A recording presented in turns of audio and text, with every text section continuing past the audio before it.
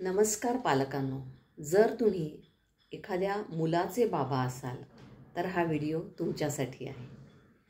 साधारणपणे वयाची 7 ते 8 वर्षापर्यंत मुलं ही आपल्या आईच्या मागे मागे करत असतात। लहान असली तर आईचा पदर धरून तिच्या मागे फिरतात, नाही तर मग तिच्या मागे मागे फिरायचं। छोटी असली तर चक्क लोंबकळत असतात आईच्या मागे आणि आपण त्यांना ममाज बॉय म्हणतो, म्हणजे आईचं बाळ।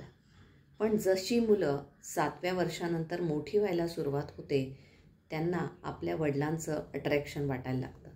तुम्ही त्यांच्यासाठी त्यांचे सुपर हिरो असता, त्यांच्या आयुष्यातले तुम्ही पहिले आयडल असता, आदर्श असता। कारण या वयामध्ये मुलांची वाढ झपाट्याने सुरू होते। त्यांचा जो लॉजिकल ब्रेन असतो तो एक एक्झिक्युटिव्ह म्हणजे अत्यंत महत्त्वाचा असा रोल किंवा अशी भूमिका करत असतो। आणि मग अशा वेळेला तुमच्या मुलांचं संपूर्ण लक्ष बाबा नावाच्या व्यक्तीकडे असतं। हे मूल काय पाहतं, विशेषतः मुलगा असला तर ते हे पाहतं की आपले बाबा आपल्या आईवडिलांशी कसे वागतात, आपल्या आईशी कसे वागतात। आणि त्यातून ते हे शिकतात की आपले बाबा हे पालक आणि बायको यांची दोघांची मनं कशी राखतात, त्याच्यातला समतोल कसा सांभाळतात।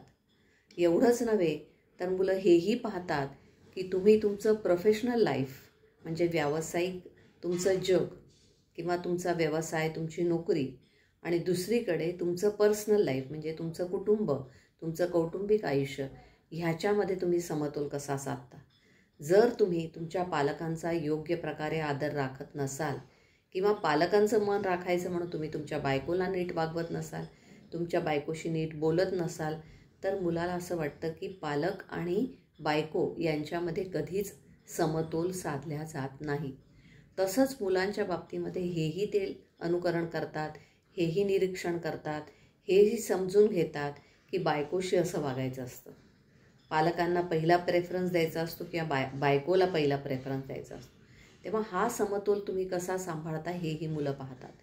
एवढंच नव्हे तर मुलं हेही पाहतात की तुम्ही ऑफिसचा राग, ऑफिसचं टेन्शन, ऑफिसचं काम हे घरी कितपत घेऊन येता आणि ऑफिसच्या कामात आणि कौटुंबिक जबाबदाऱ्यांमध्ये गल्लत करत आहात का, त्या दोघांचा बॅलन्स तुम्हाला सांभाळता येतो आहे का, की तुम्ही खूप फ्रस्ट्रेटेड होताय, तुमचा राग कोणावरही निघतो आहे, हाताबाहेर परिस्थिती चाललेली आहे, मी किती बिझी आहे, माझ्या मागे लागू नका, मला काही कामं सांगू नका, जमणारच नाही, माझ्याकडे वेळच नाही। हे सगळं पाहत असताना विशेषतः मुलगा हा वडिलांचं किंवा बाबाचं अनुकरण करतो आणि त्याला असं वाटतं की बायकोबरोबरची रिलेशनशिप ही अशी असते, आईवडिलांबरोबरचं नातं हे असं असतं किंवा कौटुंबिक नातं आणि प्रोफेशनल रिस्पॉन्सिबिलिटीज याचा समतोल कधीच साधला जात नाही, असा त्याच्या मनामध्ये बिलीफ किंवा समज तयार होऊ शकतो। आणि मग त्याच्याही पुढे जाऊन त्याच्या असं लक्षात येतं की ज्या अर्थी बाबाला सगळ्यात जास्त महत्त्वाचा पैसा मिळवणं हे वाटतंय म्हणजे बहुतेक पैसा श्रेष्ठ असू शकतो।